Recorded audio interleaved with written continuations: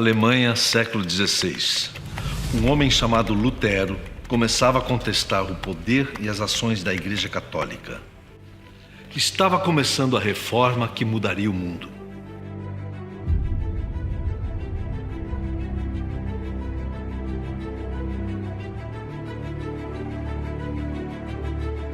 Ele havia nascido no dia 10 de novembro de 1483, recebeu o nome do santo do dia, São Martinho. Então vocês têm os pais de Martin, João e Margarida.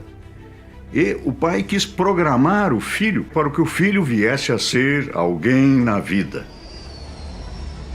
Ele foi então para a cidade universitária de Erfurt e lá começou a fazer os seus estudos.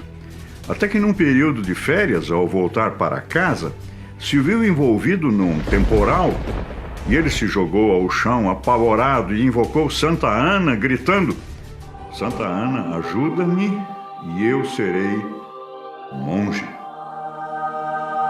Numa época em que pestes dizimavam populações inteiras, o medo da morte de um Deus implacável e intolerante com os pecados atormentava os cristãos. Como sobreviver a esse Deus? A igreja da época oferecia uma solução. Ela tinha inventado cartas de crédito que garantiam para a gente perdão de culpa, de penitência. Lá no mosteiro, o monge Lutero, por discordar dessa prática, começou a criticar abertamente a igreja. E, é claro, isso acabou incomodando muita gente. Isso acabou incomodando o Papa Leão X, que chamou Lutero e exigiu uma retratação. O que aconteceu é que Lutero foi considerado fora da lei pelo imperador da época, o que significava que qualquer um poderia matá-lo se quisesse. Mas Lutero nunca abandonou as suas crenças, que acabaram se espalhando por toda a Europa. E aquele monge que queria reformar a Igreja Católica não só conseguiu boa parte de seus objetivos, como também acabou criando um novo pensamento religioso: o luteranismo.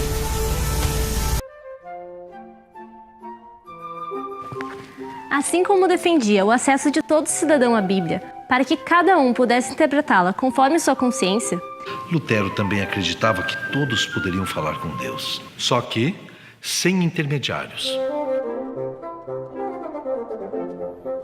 Essas coisas também são legais de botar na... Então eu não preciso mais comprar carta de crédito. Eu não preciso mais de intermediários para falar com Deus. Ele acredita que Deus desce à Terra como Jesus e entra em contato direto com as pessoas. Nos dias de Lutero, igreja é uma instituição hierárquica, onde há papa, imperadores, bispos e um grande público, o povo simples, que assiste à Divina Comédia. E se Deus entra em contato direto com as pessoas também podem fazer o mesmo e falar direto com Ele. E de graça. Nesse contexto, uma única palavra fazia todo sentido para Lutero. O advérbio somente é fundamental, né? Aqui tem uma radicalidade no afirmar, né? Somente o Cristo. É por isso também que Lutero não considerava os santos como intermediários para falarmos com Deus, assim como padres, bispos, cardeais e o Papa. Bom, aí dá para imaginar que literalmente fechou o tempo entre Lutero e a igreja. Imagina alguém há 500 anos fazendo a seguinte afirmação: o alvo da ética não é o céu, o alvo da ética é a terra. Lutero vivia numa época de transformações. A prensa, criada por Gutenberg, ajudava na circulação de ideias através de panfletos. O acesso das pessoas à leitura permitia que tivessem opinião própria sobre os assuntos. Nicolau Copérnico desenvolvia a teoria de que o Sol era o centro do universo. E Fernão de Magalhães fazia a primeira viagem marítima ao redor da Terra. Bom, Lutero também descobriu o Novo Mundo na viagem que fez a Roma. No caminho, ele adoeceu e foi parar em um hospital em Florença, onde ninguém mais, ninguém menos que Leonardo da Vinci começava a estudar a anatomia do corpo humano, prática ainda proibida no mundo. Era também em Florença que naquela época as pinturas de céu e inferno davam lugar para aquelas que exaltavam o corpo exatamente como o corpo é. A viagem e todas as mudanças que viu mexeram com a cabeça de Lutero. Ele seguiu estudando a Bíblia até que um dia se deu conta de algo importante. Não era mais preciso olhar para o céu, mas sim olhar para a terra, para o mar e tentar fazer destes lugares melhores para se viver. Não só com amor, mas também com responsabilidade e ética. Um dia lhe perguntaram as duas coisas que faria se o mundo acabasse no dia seguinte. Olha só o que ele respondeu. Primeiro, pagaria as minhas dívidas. E segundo, plantaria uma macieira. Mas o mundo não ia acabar? Para que pagar? Eu ainda hoje não deixaria de ser ético. E a macieira, professor? E Lutero responderia para a gente que faria essa pergunta dizendo: eu ainda hoje continuaria afirmando que esse mundo é e continua sendo a boa criação de Deus e que por isso merece ser preservado. Até o século XVI, as atividades relacionadas à religião eram especialmente valorizadas em relação às outras. Lutero vai inverter essa coisa e dizer que a nossa profissão é o lugar onde Deus nos colocou para nós servirmos a Ele e ao próximo dentro do nosso mundo. Há 500 anos, acreditava-se que apenas monges, monjas e sacerdotes tinham seu lugar garantido no céu por meio de seu trabalho religioso. Só que Lutero tinha outra ideia. Se Deus desceu, se Deus entrou na nossa realidade, Qualquer indivíduo poderia servir a Deus sendo um bom profissional em qualquer profissão que escolhesse. Naquela época, a grande maioria dos jovens acabava seguindo a profissão do pai, independentemente de terem ou não vocação para isso. Aliás, antigamente, quando se falava em vocação, se pensava apenas em vocação religiosa. Adivinha quem quebrou isso? Ele mesmo. Lutero até criou uma palavra em alemão: Beruf. Como é que é? Beruf, que traduzido para o português significa duas palavras: vocação e profissão. Ou seja, a minha profissão é a minha vocação, é o lugar para o qual Deus me chamou. Extra, extra! Imprensa ajuda a disseminar ideias de Lutero.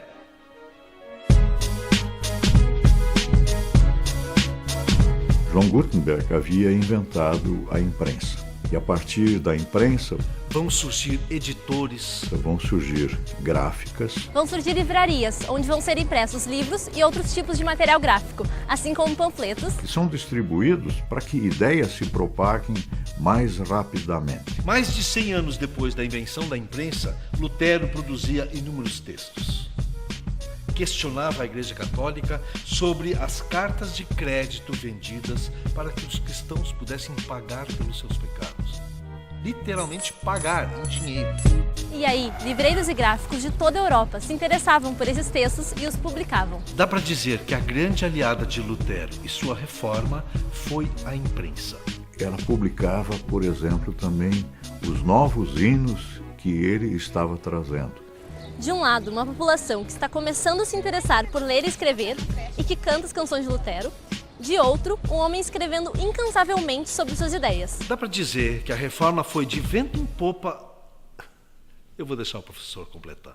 E sem a imprensa, as ideias de Lutero jamais teriam sido divulgadas. Ela é fundamental para nós podermos entender a reforma luterana e seus progressos. Tá ouvindo?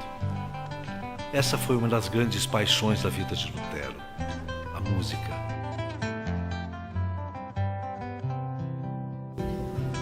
Lutero acreditava que a música teria grande papel para a disseminação de suas ideias para as pessoas. Os hinos de Lutero talvez tenham difundido mais o seu pensamento do que os seus livros. Esses livros com os hinos de Lutero eram impressos numa época bem propícia.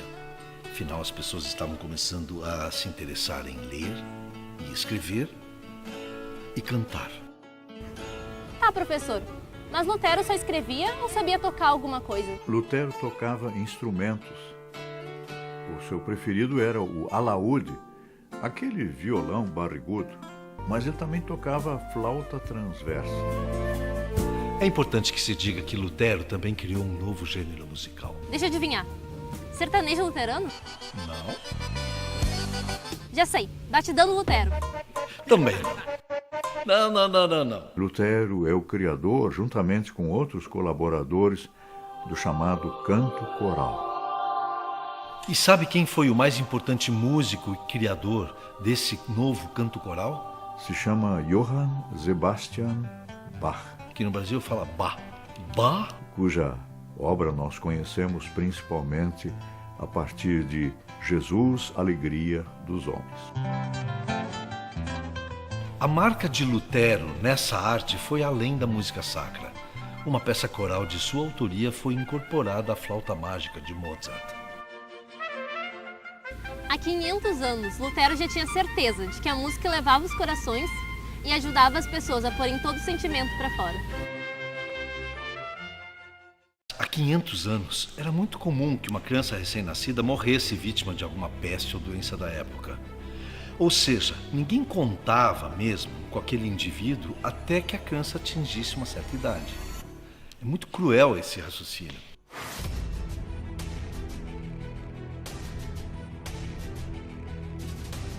Mas isso começou a mudar, depois que um fato marcou para sempre a vida de Lutero. Sua filha Madalena morre com 13 anos de idade. E aí nós temos nas suas cartas um pai que chora. A partir daí, a relação de Lutero com seus filhos e sua visão sobre a juventude e a infância mudam completamente. Este sentimento mais humano passou a ser um novo parâmetro, não só para Lutero, mas para toda a história da humanidade. E olha só o que Lutero disse uma vez em um de seus escritos feito especialmente para os pais. Lugar de criança é na escola. Que os pais que não mandarem seus filhos para a escola estão condenados ao inferno. Nossa! E o que Lutero defendia com tanto afinco há 500 anos acabou se refletindo aqui no Brasil. Imigrantes vindos da Alemanha, principalmente para o sul, construíam escolas assim que chegavam nas cidades. É por isso que em pouco tempo o Sul passou a ser a região mais alfabetizada do Brasil. Não é para me gavar, né? E hoje, brasileiros de diversas cidades do país são formados por escolas luteranas. Não existe mundo melhor e mais justo sem educação para todos. Isso você está cansado de saber. Até os dias de Lutero, há muita gente muito bem letrada. E quem são essas pessoas? São os monges e as monjas nos mosteiros. No século XVI, apenas crianças e jovens com vocação religiosa ou de camadas sociais mais ricas tinham acesso à educação. Lutero vai querer que a educação não seja somente uma coisa para fins religiosos, e por isso ele vai fazer a exigência da universalização do ensino. Defendia que a educação fosse para todos, incluindo pobres e meninas, que na época eram excluídas. Ele vai exigir também que para as meninas existam figuras femininas que as ensinem. É a figura da professora que está começando há 500 anos atrás. Lutero queria que as escolas ensinassem outras matérias, como alemão, grego, geografia, história e matemática. Também defendia uma educação mais lúdica. Ele queria que as crianças aprendessem brincando. Adivinha o que mais ele exigia dos governantes da época? Cada vez que se gastar um florim com armamentos, a gente deve gastar 100 florins com a educação. Hoje, muitos destes ideais são uma realidade no mundo inteiro e fazem parte da educação de milhões de pessoas. Oi, mãe. Sim, eu estou estudando. Se ainda hoje, e com muita luta, as mulheres estão começando a conquistar os seus direitos, imagine como era no século XVI.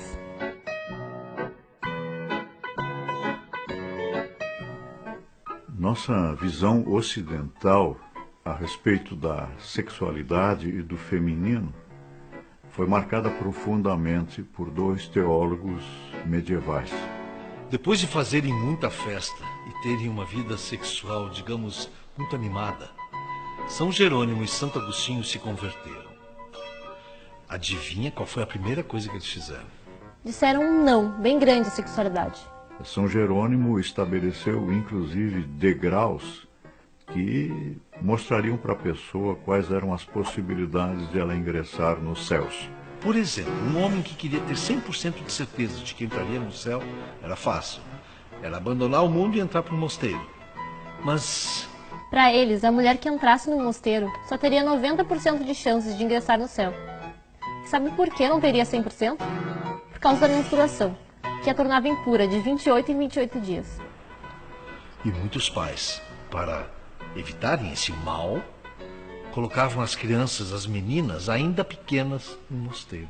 Mas cadê o Lutero para nos defender? Lutero vai colocar um não decidido, a possibilidade de o celibato colocar a pessoa num estado superior a outra que não é celibatária. Este não de Lutero ao celibato tem como consequência o esvaziamento dos mosteiros femininos e masculinos. Pois é. Os homens que deixavam os mosteiros conseguiam com facilidade atividade profissional, já a situação da mulher era mais complicada. A crítica de Lutero ao celibato e a sua opção pelo casamento mudaram os 500 anos da história da humanidade. A mulher passa a ser valorizada.